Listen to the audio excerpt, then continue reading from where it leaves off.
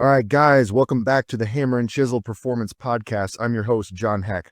Okay, I am absolutely thrilled with the guests I have today. I'm a little bit nervous. You guys bear with me. I'm going to do my best here. So I'm going to set the stage a little bit. Most kids, when they grow up, they idolize football players, pro athletes. I grew up in an NFL household. My dad played 12 years in the NFL. He was an NFL coach. So for me, the pro athletes, those were just kind of dad's coworkers. For me, the guys I idolized were lifters. They were the powerlifters, the strongman competitors, the bodybuilders. Those were my heroes and the guys I wanted to emulate. And today I have the man who is widely, if not unanimously, regarded as the greatest powerlifter of all time. Ed Coan, welcome to the podcast. Thanks. Thanks for having me too. Very cool. Yeah, this is quite an honor for me. And I've got a little bit of a mixed audience here. I've got people from the football, the sports performance world. I've got people from powerlifting and bodybuilding and strongman. But when it comes to you, your popularity kind of permeates across all fields. Like everyone knows Ed Coan. Everyone is an Ed Coan fan across all disciplines, which I think is pretty rare. Everyone in my audience, I'm sure, already at least has heard of Ed Coan. I think a lot of the any of the athletes or people in almost any profession that try to be the best at whatever they do all have a lot of these same exact traits. Yeah, and I really want to get into that. This podcast, it gives me the opportunity to sit down with awesome lifters, awesome coaches, awesome athletes, and I always want to learn from them. What made you good, the X's and O's from the training standpoint, what were you doing diet wise, your opinion on things. But with you, I mean, just being so widely revered as the greatest of all time, I really want to know what made you great. And it's not even, in every sport, when you talk about greatest of all time, there's always a debate, whether it's Jordan versus LeBron, Tom Brady, Peyton Manning. With you, there seems to be very little pushback on who is the greatest powerlifter of all time. So I'm going to come out the gate with a loaded question. If you could look back on your career and your life and kind of pinpoint one intangible quality about yourself that allowed you to achieve greatness, what would it be? I was extremely hyper focused on what I was doing, and I never quit. Here's the thing, I made a simple routine genius. There was a quote I read early on from Albert Einstein. To paraphrase, he said that there's genius in simplicity. And I made a simple linear periodization routine into genius by how I implemented it. And I think that's pretty much how most things should go. It shouldn't be anything that is so unbelievably complex that it's almost impossible to do. It has to be so minute on everything. It's not true at all. It's you let go of your ego, you find out where you're weak, you find out where you're strong, you find out what feels good, and that's what you do. I never really had any coach or anything. I had people that I looked at and see what they were doing, but for the most part, it was all me. I went by feel. The people nowadays don't go by feel. They don't know. They rely on someone else to tell them everything about themselves, which is pretty impossible. Right. If I watch you lift and I see the way you lift and it goes up really smooth and you tell me it feels good, that's your version of perfect. Obviously, being what, 6'5" or so, 6'7". yeah, and so you're more than a foot taller than me, so we're built differently. So our techniques are going to be a little bit different, and that's, I think, what people don't take into consideration now is they try to put everyone into the same mold that made them good. Yeah, that is a great point. And so you're saying you were very largely self-taught throughout the entirety of your career. Experimented on myself and never, ever, ever let up. And I want to touch on one more thing. You mentioned kind of a hyper focus. I think with anyone who's great at anything, whether you're an athlete, whether you're a CEO, whatever you're pursuing, in order to be great, it's hard to have balance in your life. You talked about the hyper focus. I mean, to be great at anything, you've got to be pouring so much of your mental focus into that one thing that it probably detracts from other aspects of your life. Was powerlifting your life, your obsession, your focus to a point where you didn't have much balance? Um, well, it's weird. People think, you had to give up things to do that. And I didn't give up a thing. Every time I walked in the gym was a gift to myself because I loved it that much. I didn't care about anything else. Not that I wasn't aware of the whole world or what went on me, or I didn't go out and have fun, but that's what I cared about. That's what turned me on the most. No, I say it all the time, no matter how many times I got a bloody nose or pulled a muscle or had an accident at the squat or what threw up, it didn't matter. My tail was still wagging like a puppy dog. I loved every second of it. Yeah, I mean, I think in order to be great, you need to be passionate about what you're doing, no doubt about that. But I'm interested, getting back into just how self-taught you were. Surely there had to be some sort of a starting point that got you off the ground, though. How did you get into powerlifting in the first place? I tried bodybuilding, and I was even on stage as a teenager before they even used music to pose to. That's how old. 1980. Yeah. And I was 16 years old, and I took way down the line in a class at a big contest. And then I saw Kaz on TV when they used to have powerlifting on TV. Yeah. And I was like, well, wait a second. You could be that big and strong and not have to diet like that or pose on stage. I want to try this. And I was like a duck to water, never stopped. That was it. What initially drew you to bodybuilding? Pumpy iron. I saw Arnold and I wanted to be Arnold. Then I met Arnold in person when he came out with his book, Education of a Bodybuilder. And my head was in his chest. I was like, damn it, I can't be Arnold. It's too tall. So then I saw Franco on the show. I was like, I'll try to be Franco. And then Franco was into strength. So that's kind of what jumped me in. I got it. And then how old were you when you made that transition from bodybuilding to powerlifting? 16 years old. 16. Right. Again. Right. And had you established any sort of a base through bodybuilding training by that point, or were you still novice? Oh, totally still novice. Still, I was a good morning squatter and a stiff leg deadlifter. And I had, I think I had so many weak points that I couldn't get in a proper position yet. So all the reps I did, all the linear periodization and basics I did helped me so much along the way. And for real, I stuck to the same routine my whole powerlifting career. Really? Yeah, my whole object was I want to get every single thing strong in my body, no matter what exercise it is. I don't care if it's a bench, a close grip, an incline, triceps, shoulder presses, bent over rows, stiff leg deadlifts, whatever the hell it was, I was going to get as strong as humanly possible. Yeah, that's interesting. Do you think, I see a lot in today's powerlifting. It seems like guys are so specialized. Their training is so purely powerlifting specific. It's squat, bench, and deadlift, and then all the accessories kind of fall to the wayside. They're not necessarily addressing their weak points or focusing on hypertrophy.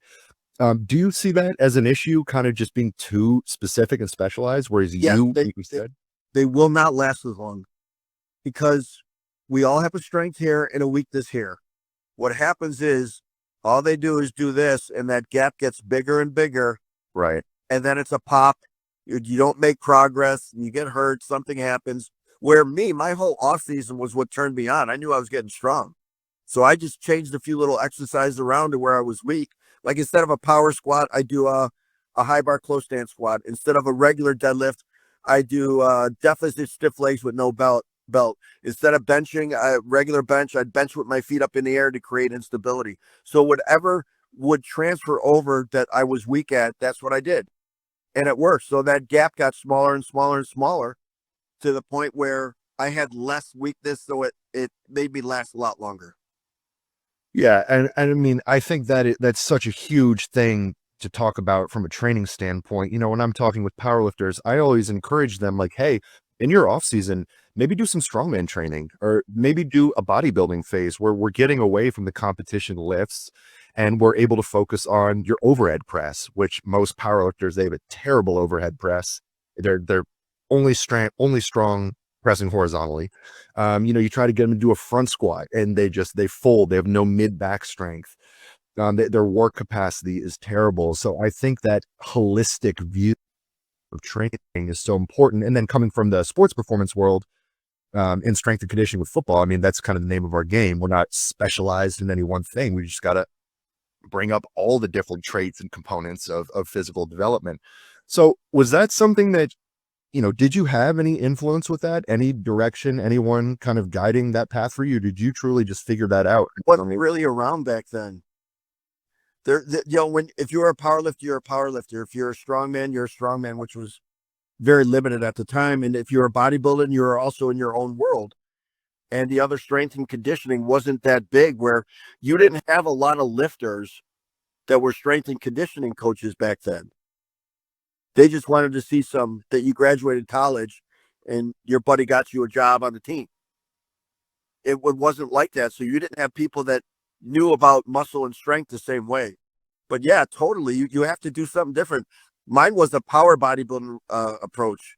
So my weakness was, my strength was my back and hips. So off season, like I said, high bar, close stand squats, all off season. I already know where my strength is. That's going to always be there. The same thing I did with my bench, with my feet up in the air. And deadlifts would be, I would do 10 weeks of a deficit stiff leg deadlift with no belt. And I would get up into the high sixes, low sevens. And that was perfect. I knew what it would transfer over. So my starting point would be higher. My end point would be higher. My weakness would be less.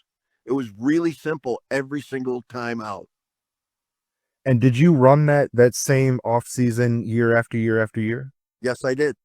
And here's also what I did. Like on a bench day, if I had close grips, inclines, and triceps afterwards, I would run my close grips and inclines and like shoulder presses the same rep scheme as I would my bench. Right. I would run pause squats the same reps as my bench. Bent over rows the same reps as my bench. So any really big compound exercise, I would mimic almost like I was going into a meet and getting ready, so I could get that thing brutally strong. Yeah, and that's interesting, and that's a good point, because I think a lot of people, when they do incorporate the accessories, they're not necessarily training it truly with the intent to get as strong as possible on it. So you're programming them the same way as you are. Like you said, your competition lifts, which is preparing to, building that top end 1 rep max strength. Well, you look at an average lifter, if they're doing a shoulder press or a bent row, they're probably never venturing outside of sets of 8, 10, 12. They're doing it just for show and tell to say they do it. And did you see the strength on those, supporting lifts going up every off season? Always. I kept the numbers. I kept everything, big journals all the time, especially, but I never forgot them. Once I did it in my head, I was like a photographic memory of that stuff, because that's what I love the most. So yeah, I would, my best bench workout, I can still remember I did 550 for 2 on the bench. Close grips, I did 510 for 2 and paused in both. And I paused 45 on an incline. And that's the same workout. Yeah. And then when you saw would you go into an off season kind of thinking to yourself, okay, if I add, 30 pounds or 5% to my overhead press or my close grip, I know that's going to carry over to my main lift once I get into prep? It has to, because if something got stronger, something became less weak. Right. So somewhere it's going to show up. Off season also was, all I did this to get in better shape was I just cut down my rest time. I went a lot faster in training. Yeah. And God, I love that. I think that is something that's so lost today in training. And I mean, you make your true progress, long-term progress, in the off season. That's progression season. And then in prep, you're honing in the skills, you're practicing the skills of the competition lifts. How long would you generally run your meet preps for? 12 to 14 weeks at least. 12 to 14 weeks. I like that. I think you could peak fast, but strength takes a long time. So I like to take a long time map it all out, take my time to get to where I wanted to be. I think it was less shock on my body then too. Right. And when it came to your technique, correct me if I'm wrong, you were both proficient in sumo and conventional deadlift, were you not? Yeah. My sumo was a really close one because I have really short Oompa Loompa legs. So it didn't, yeah. And a long torso with really long arms. But yeah, again, like conventional, also off season, I didn't want it to be weak. I couldn't handle, maybe it's a little ego or whatever, but I just couldn't handle any exercise being weak. Yeah, and I mean, that's the mindset I'm sure that contributed to helping you get to where you got. And then, like, you know what? Let me just before we get deeper into the X's and O's of training, let me just go through your career a little bit here because I mean, you had so much success in different weight classes, in different federations, conventional, sumo. Like you were so versatile and you had so much success in so many different areas. I think that's a big part and sustained it over time. I think that's really kind of what made you great, and kind of solidifies you as the GOAT. How old were you when you did your first meet? 16 years old. 16. Okay. And how old were you when you did your last meet? Uh, 44. Let's see. Yeah, 44. Okay. So almost a 30-year career there. Yeah. And when you first got into it, how much did your form, your technique, your style on the competition lifts evolve over the course of those years? Only a little bit, like in the squat, because I had such thin legs when I started, it was more of a good morning. And then I think because I did so much like that, that I learned how to hinge better with my back and use my hips. And that's what became my strength. And then when I started developing my legs more and more, then instead of being so bent over, I was a little bit more upright, which was perfect. You mentioned you did, the narrow stance, high bar squatting. Would you credit that primarily to building up the leg strength? Did you incorporate some machine work, leg press, hack squat, anything like that? I did some one-legged leg presses that I like, Yeah. but for the most part, it was the high bar closer stance because that fixed my weakness. Do you remember what your best ever high bar narrow stance squat was? It was somewhere around 745 per three, and that's that's before knee sleeves even. Yeah, incredible. Okay, well, so you competed at your first meet at 16, and then you consistently competed moving forward, correct? Was there any hiatus, gap years, or did you? There was only a period of time where it was around 2000 where I set up too fast and put my right leg out too far, and I snapped my patellar tendon in half. But Yeah. my cousin was my surgeon, so I came back, and you know what, I came back because I wanted to see if as long as I knew it was okay. So I squatted around a mid 9 again with no pain, pretty easy, buried it. So then I was like, okay, I know I don't really care to try to go up and squat. My best squat I think was 1019, and I didn't want to try to push it that much and risk something debilitating. At a certain time, if I squat 500 pounds, I'm going to pull a muscle. If I squat 1,000, I'm going to wreck my body and be in a hospital. So, so then I knew I had done enough, and I was satisfied with what I did and how I did it. Okay, well, I mean, that's a hell of a note to go out on, and I think, that's hard for a lot of people. They grappling with retirement and being able to walk away satisfied, especially when you've reached the level that you have.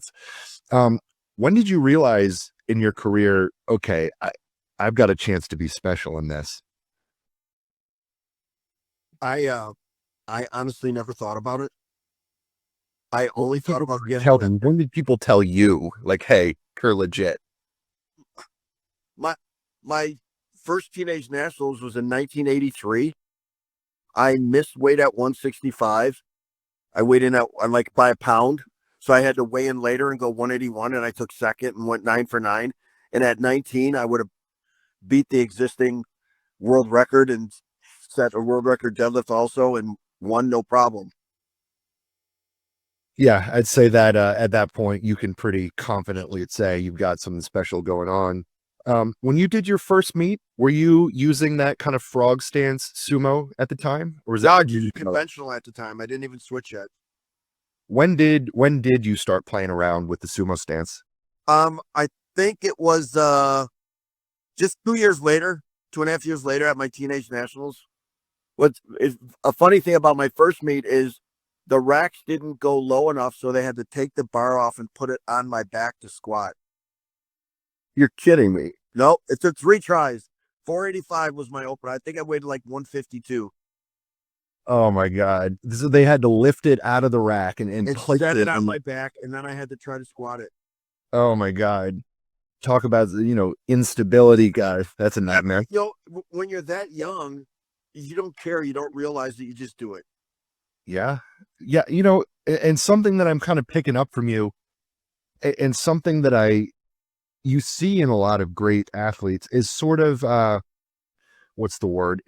Kind of carefree. Like not that you're focused, you're passionate about it, but you're not overthinking everything. You're not in your head about it. It doesn't seem like you're over analyzing. You kind of go with the flow, just doing what you intuitively learn for yourself. And you weren't big headed about it. And I think that's a fascinating quality.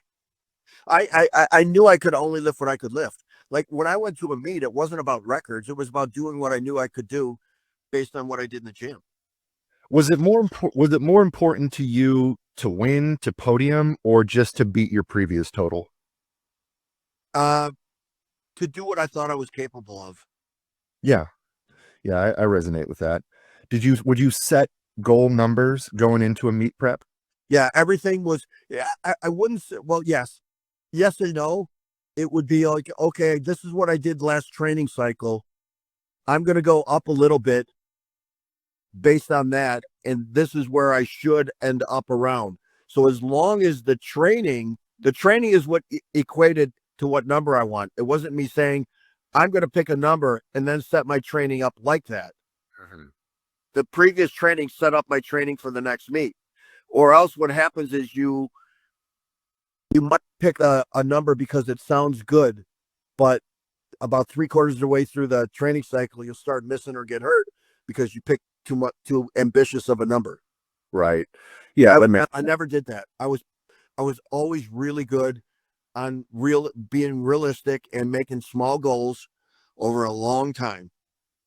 and you're just essentially kind of just recycling that same linear prep model year after year, right? Yeah, yeah. If it ain't broke, don't fix it, right? I never understood by switching the exercises around every few weeks because if I want to get my close grip incline, my dip, my stiff leg deadlift up, something like that, my high bar close stance squat, you got to do that thing for a long period of time to develop a new motor pattern to make it good, to make everything strong and work right. It would be like you as a strength coach, if you watch someone that doesn't know exactly how to run and you can help them perfect their running, you're not going to do it in like a couple workouts or keep switching. You're going to hammer that same thing time and time and time. I remember when Mark McGuire and Sammy Sosa were on the home run streaks, and they had like the same batting coach or something that taught them exactly the same thing on how to fix their swing. And all they did was practice, practice, practice. Yeah. Well, let me ask you this though. So over the course of your career, obviously you're getting stronger, the loads are getting heavier, the squatting 500 pounds versus squatting 1,000 pounds, whether that's your 100% or not, that is different in terms of the toll it's going to take on your body. Did you find as you got to the advanced stages of your career, did you have to use lower volumes as those loads got heavier and heavier, or did you keep it up all the way through? When I got over 900 pounds in the squat, I couldn't do high reps anymore because I would start my cycle off at 700 for 10. That's just going to destroy you right away. Right. I mean, it'll make me look huge, but it's not going to do anything to my pump. So yeah, I would start off at fives and do a longer training cycle. Like I would start with no belt, then I would add a belt in, then stuff like that to make it extend longer without beating myself up. Right. And then Can you kind of walk me through the progression through the weight classes that you hit over the course of your career? Sure. I started off at 165. I went up until the 83 nationals where I missed weight because I was just gaining too much weight. I mean, I was little. I was, 5'5.5" or 6 and, 160 something pounds. And after that meet, I was 180 in 3 weeks. My body just wanted to grow, but I was also very, very young. So whatever you do makes you grow. And then I went up to a 181-pound class. And that only lasted for barely over 2 years. And then I went up to 198, and that only lasted for 2.5 years. Then 220. I ended with 242. The only time I moved up in weight was when I was handling so much weight that if I was too lean, it became dangerous. Sure. Yeah, you can't be ripped and squat and deadlift tons of weight. It's really dangerous. So, like when I went up to 242, I didn't weigh 242, but I did. I only did that so I could have a little more cushion to squat over 1,000. So you were heavier that off season and did a water cut down to make weight at 242? They didn't even know about water cuts back then. Really? They weren't invented. Okay. It's diet and sauna. Yeah, I hear you. So it's pretty linear progression through the weight classes over time. Did you ever go back down a weight class later in your career, cut down and compete at a lower weight class? No, by then I had too much muscle. Yeah. That's a problem we can all relate to, just having too much muscle. Look how long it lasted. It was from 1980 to 2007. Yeah. So it's not like the muscle came overnight. It was dictated totally by the training and by rest and recovery and diet. Yeah, let's talk about the diet a little bit. Was that a piece of the puzzle that you had dialed in during your career? For me, yes. Like as long as I was on weight or close to it, I could pretty much eat whatever I want, but I prioritize protein. That was Right. the thing because you can get away with a lot of crap when you're young. Sure. And then I had to prioritize and get rid of a lot of bad shit the older I got and the heavier I got. Because then it was just garbage and it would make you feel bad. And as you got bigger and bigger, your metabolism gets higher and higher, the more muscle you build. Did you just have to kind of incrementally increase your calorie intake as you climbed up through the weight classes? Yeah, and again I went by feel. Yeah. I went when I could learn by how I felt right away after I ate. Right. Yeah, just the intuitive instincts that you had throughout the course of your career. That's something that not many people have. And did you always feel confident in that? Did you ever I'm guessing just based on talking to you that the answer to this is no, but did you ever second guess your process? No, no, only because I was making progress. So I never thought to look elsewhere or ask anybody or do anything else different. And it's something that I've been guilty of, I think other people are guilty of, is they start making progress, they're getting good, and then they've got this like anxiety, like what if the progression stops? Like, should I be doing something else? Do I need to be changing it up to get on a more complex program now that I'm getting better? Do I need to change coaches? There a lot of people struggle just staying confident, buying into the process, and just going through the system for a long period of time. And it sounds like that's something that really allowed you to just to sustain progression Yeah. over the course. The how they talk about building a base. I built a base every single year my whole career. Right. Every time I went back in the gym after a meet, I built a new base. A little bit stronger, a little bit more resilient, a little bit smarter in the way I did things. And it just got better and better. It's not like you build a base for 2 years, then you don't have to do that crap anymore. Yeah. Not at all.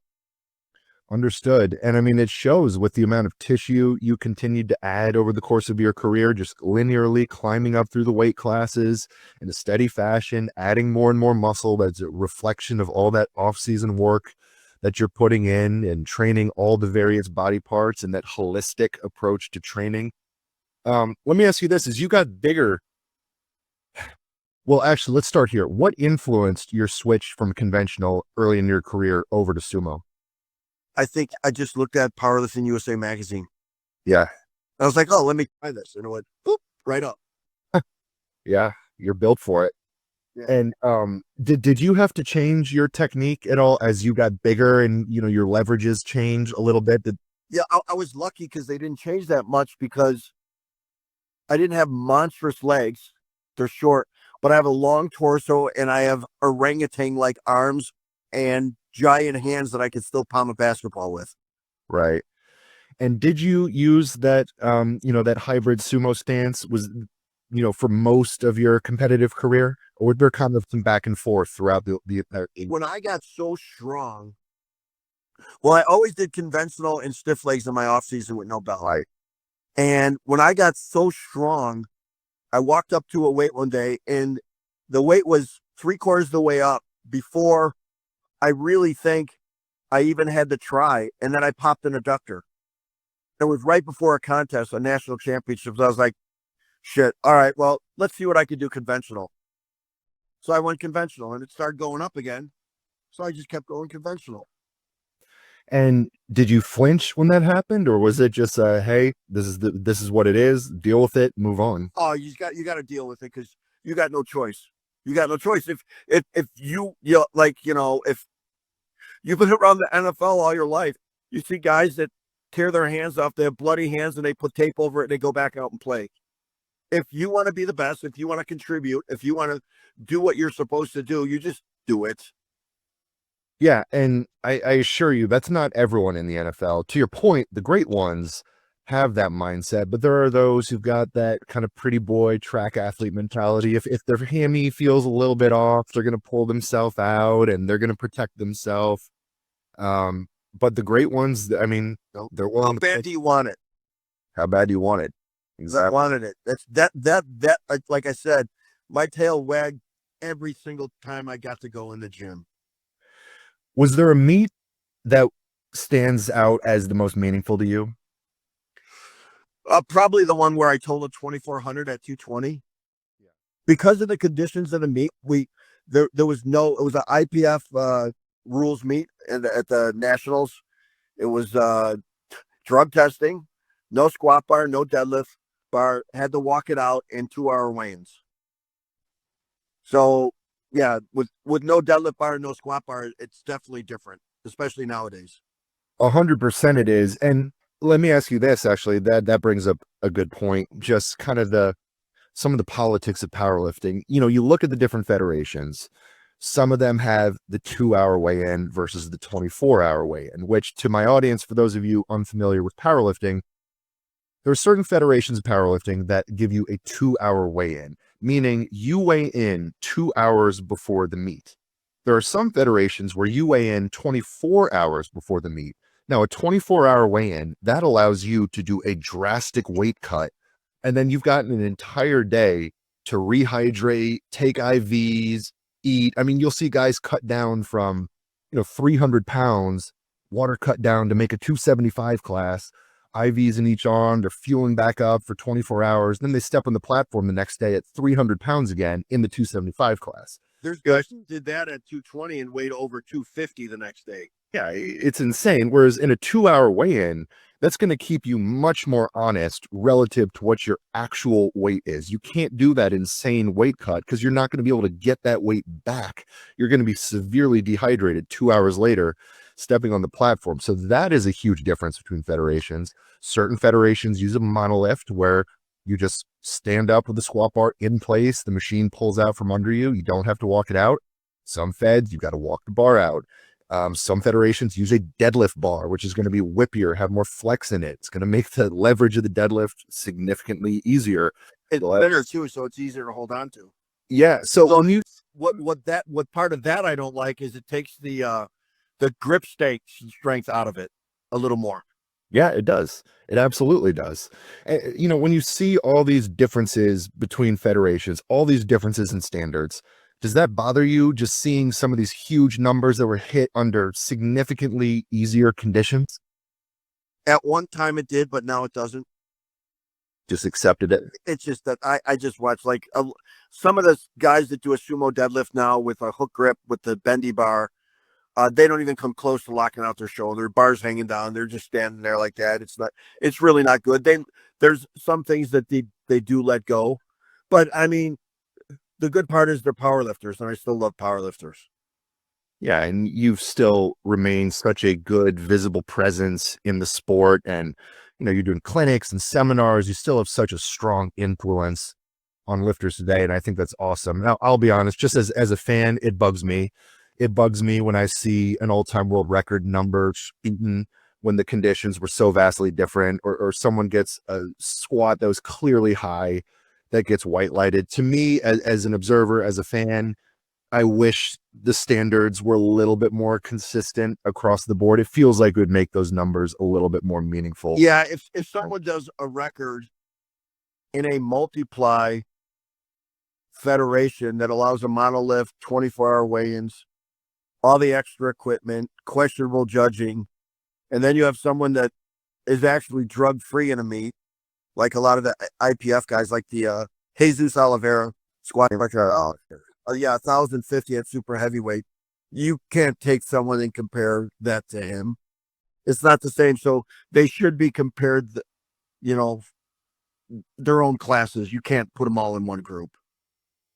Yeah, and that's kind of something that I like about strongman is that every competition, you've got to be so versatile and so well-rounded in strongman, and you don't have these ticky-tack standards that are varying from every competition to every competition. And powerlifting was my first love, but it's something that's always bothered me about the sport. But getting off that, but speaking about important numbers, what were your best totals in the various weight classes? 165. I think I only made it to I believe it was 1,747 pounds. And then when I moved up to 181, it was 2,028. And then when I moved up to 220, it was 24. Well, 198 was 2204. And then 220 is where I excelled the most. It went 2402. And then I ended up with 2463 before I knew I should call it quits. Right. And what were your best individual lifts, best squat, bench? My best squat ever, I consider, was 1,019. I went to a money meet that allowed multiply equipment, but I wore single ply. And I squatted 1038, but I know I cut it a little high and they gave it to me. So, but I don't count that. Not to my standards. I had my own standards my whole career. That's not me. And my best bench was 578. I was ready for 600, and that's when I blew my knee out, of course. And my best deadlift was 901 at 220. I doubled it in training, so I knew I would at least get it at the meet. Right. God, just some incredible numbers. Looking back at your career, do you have any regrets?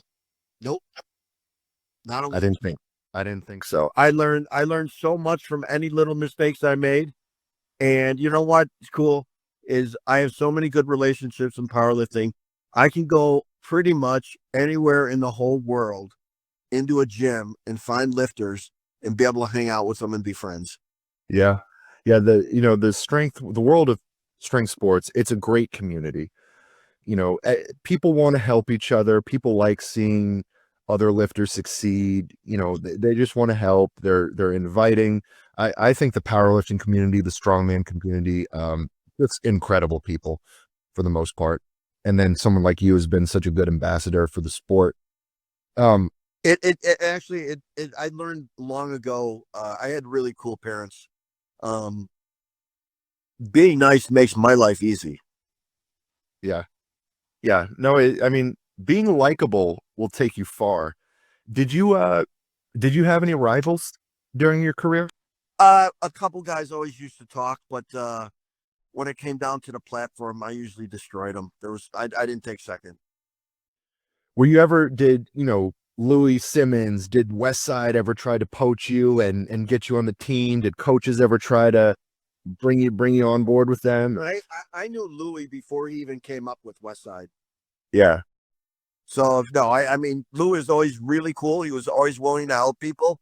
But I did things the way I did them because I was making progress. I didn't have to do West Side. I just figured out me. Understood. And over the course of your powerlifting career, what were you doing to make a living? Were you working a job alongside that? Training people. I started off trying to be an electrician, and then I realized, oh, I just love the gym. So I would actually go in the gym early and just start training people. Got it. And then once you got out of powerlifting, was that a difficult transition for you?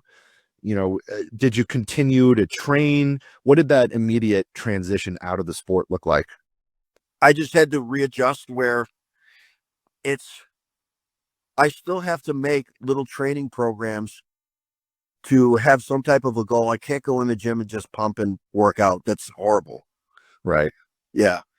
So I always have little goals that I have to make up in my head that gets me to do put some intensity into a squat, bench, or deadlift workout and some other little work. Besides that, it's like I can still jump out of bed and not have a problem. I've had both hips replaced. My mom had a bunch of different arthritis, had both knees replaced, a hip, a shoulder, hands and feet were messed up. I'm the kid in the family that got that. Yeah. But you know what? I can still squat below parallel with fucking 500 pounds and not even have a pain.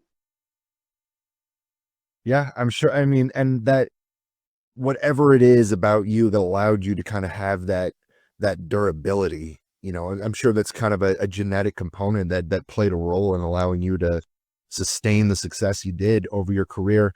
You mentioned you blew out the knee, the patella, you had the groin pop. Were there other significant injuries you sustained? I tore my pec when I was at 181. I was benching like 485, really, and I was really young. I got so strong that some things didn't get strong enough. So I was like in the gym, I'm benching twice a week, a heavier day and a light day. And I was like, well, let's try a third day. If two's going good, let's try another day. Pop, blew it out. But a knot surgeons tore a big chunk of muscle off from here. I still ended up benching, 565 raw in the gym for a pause. So it's not like it hindered me. I just found a way to do it, different way to do it. Yeah. Yeah. Of all the lifts of squat, bench, deadlift, bench is the one that honestly, from an injury standpoint, has always kind of scared me the most. I've always had the most issue, whether it's bicep tendon or just, little pec tweak. Bench seems to be the one that is the riskiest almost, even though it's going to be, the lightest weight on the bar and by perception be the safest lift. Um, did you ever step on a bodybuilding stage again once you got into powerlifting? Just having the Only to hand out a trophy to somebody. That was about it. No way. did you ever consider doing a strongman competition with just how head to toe strong you are? And what's funny, the first year Terry Todd took control of the Arnold Strongman, we were backstage and he asked me if I wanted to be in it. I had Brian Shaw and Phil Fister next to me. And I turn around and look up about 3 feet. I was like, what do you think? Not at 50. I knew what I was good at. If it was like a grip exercise thing, yeah, I'd give it a shot. But besides that, no. Those guys are just so big and so strong at what they do. It would be like, when Taz tried to play in the NFL.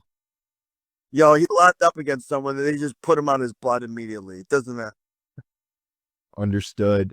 Well, do you have some of the, you talked about, you knew all of the lifts you hit in the off season, some of your best numbers. Is there one of those accessory lifts that a number is your favorite that you're the most proud of up there with your squats, benches, and deadlifts? I did a seated behind the neck with 400, and I did a double with 578, a bent over row. A double of 578 on a bent over row. Pretty cool. Incredible. And do you think the bent row was a big contributor to your deadlift ability? Huge. Just building up that upper back. Remember how I trained it? I trained it just like I was getting ready for a meet. Yeah, you don't hear, like, we touched on it. You don't hear about people going for a heavy double on bent rows. And I love that. I absolutely love that approach to the off season. And that reminds me just of another question I had from a training standpoint. Did you feel like if you were going to pull conventional versus pulling sumo in a prep, did that affect the way you trained in terms of programming the squats? Like for me, if I'm pulling sumo, I can probably push the squat training higher because I'm not getting the same amount of lower back fatigue as if I was conventional deadlifting. Did you program it all differently, sumo versus conventional? I didn't really have to because someone like you is 6'7" is automatically going to use more back and hamstrings than someone like me who's going to be a little bit more hip dominant. So it didn't affect me. And sometimes it can affect you on the numbers you're hitting or where your weakness is. If you know, if let's say with you, I would probably program a deficit deadlift off a 2-inch plate with no belt for 10 weeks before we did a regular deadlift again. So now you've taught your body how to use your legs more from the bottom. So right off the bat, there's less fatigue on your lower back because your hips stay down longer and you're going to use them. So something like that seemed to help me all along. Right, I didn't have to change it. The only thing I changed was when I got so strong and I knew my body, I would only need 5 sumo workouts before the meet. Everything else was conventional all the way up to then, and I still did a little conventional still. And okay, that's interesting. So did you was that 5 weeks out you started pulling sumo, or would you kind of alternate sumo conventional sumo? About 7 weeks out for 5 really heavy workouts. Got it. When would you pull your last heavy deadlift relative to competition day? 2 weeks to 16 or 17 days out. Then the week or so before the meet, it would be a light set of 5. That's it. Really light set of 5. Got it. Yeah, that's similar for me. I found that kind of that 2 weeks out mark for my last heavy deadlift tends to be the sweet spot. You know what? It wasn't really recovery is for my body. It was recovery for my mind because if you program correctly, you programmed yourself to get in the shape that you want to be into. So you, you don't really have to peak. You just got strong and you're ready. It's not like you're so peaked that you need all this rest. Well, if you need all that rest, that means you trained so hard that you overtrained. Right. So your body didn't recover. Yeah, that makes perfect sense. And I couldn't agree more with that. Let me ask you this. When did people start telling you you were the greatest? You were in that conversation of greatest of all time. Was that post career? Was that in the late years of your career? Was that conversation? For sure when I was at 220. Yeah. Because I was doing stuff at 220 that I mean was right around the super heavyweights. Let me ask you this. In your opinion, are you the greatest powerlifter of all time? That's a tough. I know that put me in the spot. I would say the era for I think if you went by impact, I am. The impact I had for what I did in that period of time was it was shock and awe for what I did my little ass walking around. But there's some like there's a little Russian guy in a lightweight class, Fedosenko, who's won like umpteen amount of world records with equipped lifting and raw lifting that's still going strong. There's some really guys that have done incredible stuff, but to have the that impact with not just from like a littler guy lifting the heavy weights, that would be me, especially with all the advantages the guys have now. But there's some really strong guys now. Yeah, and then I think another part is, and I touched on it earlier, was just the amount of success you had in different weight classes. You weren't a one-trick pony. You're a well-rounded lifter. You weren't just a one-lift specialist. Just having success in different weight classes, being so well-rounded and sustaining that over time. To me, those are things that are crucial for being in that conversation of greatest of all time. It's not about any one total you did in one meet, right? To me, to be in the conversation for greatness, you have to have sustained it. You have to have repeated it, and that's, to me, that's why you are the greatest of all time. And there are some incredible lifters out there now, John Hack and Yeah. guys like that are doing awesome.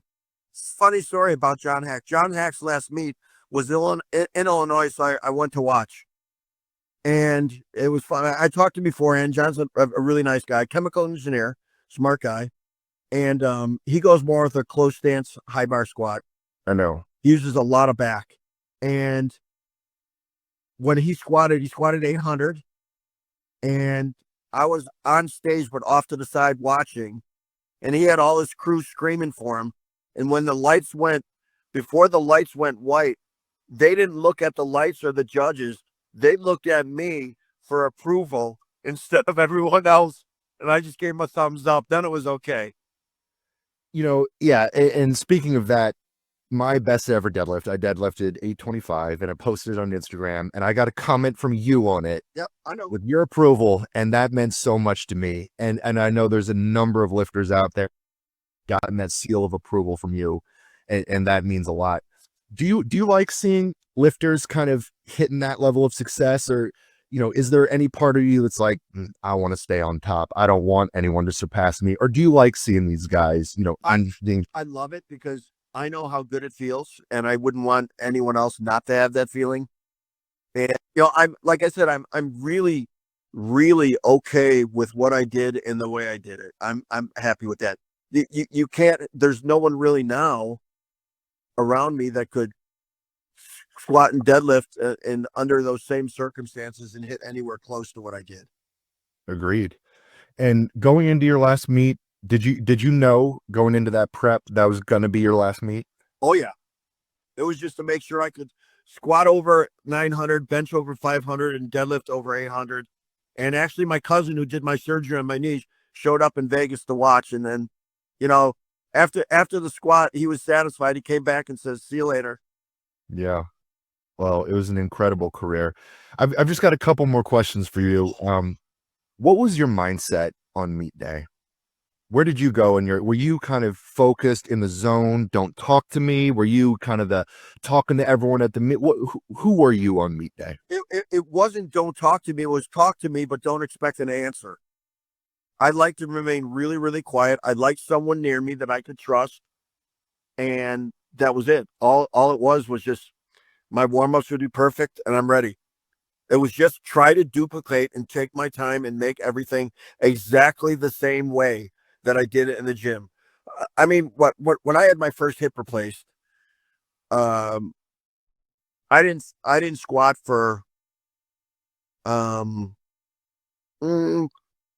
7 months afterwards, but more than a year before that, I didn't squat or deadlift or anything.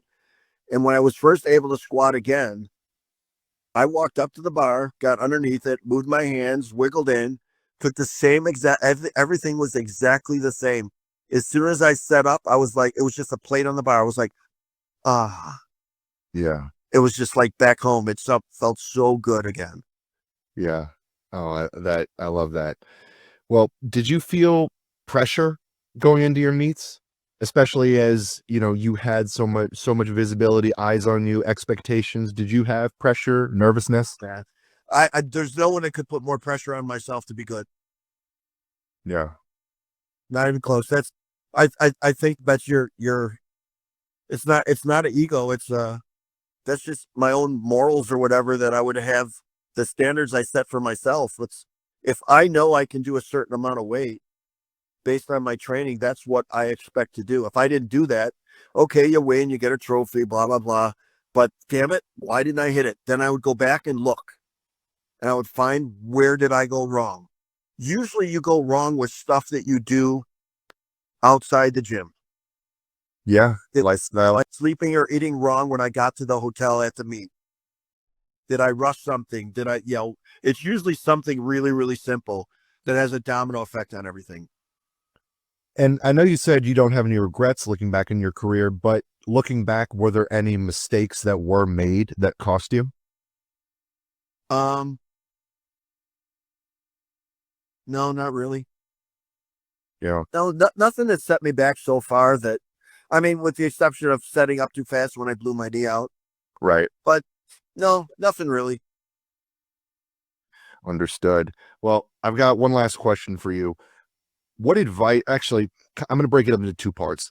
First part is, what would your advice be to a new lifter starting out? And then the second part is, what would your advice be to an elite lifter who is now entering an advanced stage of their career and chasing after big numbers? A new lifter would be take your time and never stop thinking that you're going to build, build, build, build. That's the whole thing.